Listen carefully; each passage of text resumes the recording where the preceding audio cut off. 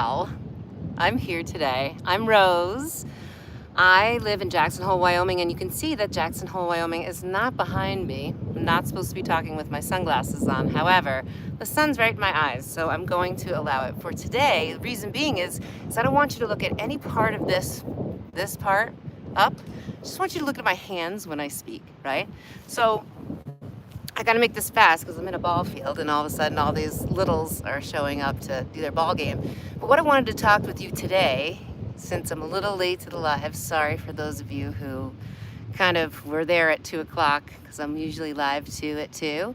But today is Tuesday, so I'm live on Tuesday and it's a little after 2-ish. So let's talk today about your body language. When you see people talking to the camera, and they're doing this all the time, and they're doing this all the time, right? Or they're making a repetitive motion. They're just constantly doing this with their hands. You have to be very aware of your hands. It's better to have part of your hands in the frame so that way you can actually speak with your hands in a very natural motion, right? So a lot of times when people start doing this or they start doing this repetitive motion, it indicates that they are nervous and it's a nerve thing, right? Or sometimes, have you ever seen people hold their hands together like this? And it looks like they're just really rigid. We say that also with body language, people holding their hands kind of like this, saying, oh, hey, you know, I'm closed up. But when you're on camera, it's important for your hands to be relaxed, but also to be speaking at the same time with your hands. Now, if you are not doing that and you're really close to the camera like this, you become what we call a floating head, which is not the best because then people are trying to figure out what you're going to say, but without your hands. So we call that a floating head. So it's better to be back in the frame a little more in the camera. Now, of course, right now, like I said, I'm in a ball field and I am traveling. I'm in the beautiful state of Utah in the place called Moab. You can see behind me that there's these beautiful cliffs here. And I should be out there playing, but right now I need to go and do this live. So that's what I'm doing.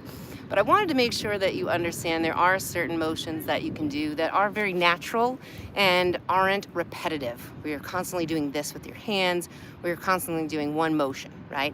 So one of the things is if you're speaking from the heart, that is to touch your heart, right? Or if you ever are talking about yourself and you say me or I, you can always move your hand towards your chest, towards your heart. That's always a very natural kind of feeling with your hands. But you do have to be careful because you don't want to do this too much because then that seems weird. The other thing is, of course, doing this with your hands when you're speaking, but then also bringing them down and having this natural piece of having your hands talk with you. If you're talking about something too, another one is to hold your hands like this and say, this is here, that's over there, right? You can move your hands this way, you can move your hands that way. That's also a very natural motion. And another one would be when you're counting, right? So if you say, I have 3 things to tell you today. And the first one is this. And then you say what that item is. And then you go into the second and you'd use the finger motion, right?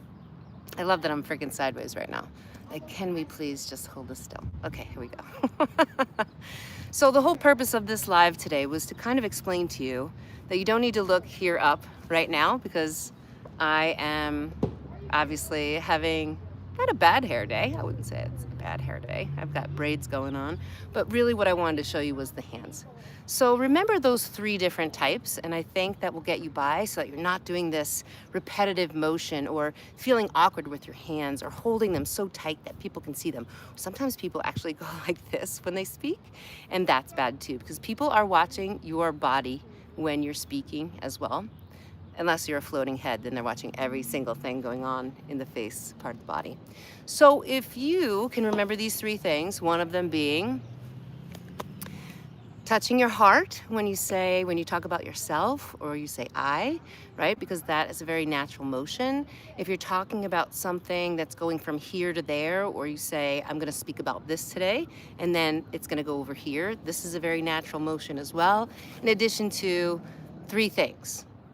I can count. 3 things, or you say 4 things or 5 things. I'm going to tell you 10 things, right? And then you come back to those motions with your hands because they are very natural. So cutting it short today because I gotta get up into those hills there and continue my vacation here. But I wanted to make sure that you knew the body language is so important because it really develops who you are in the sense of when someone is watching you. So remember, F perfect, and keep it real. And the way you can do that is standing out in today's day and age by streaming live, because it is your authentic edge in the AI age.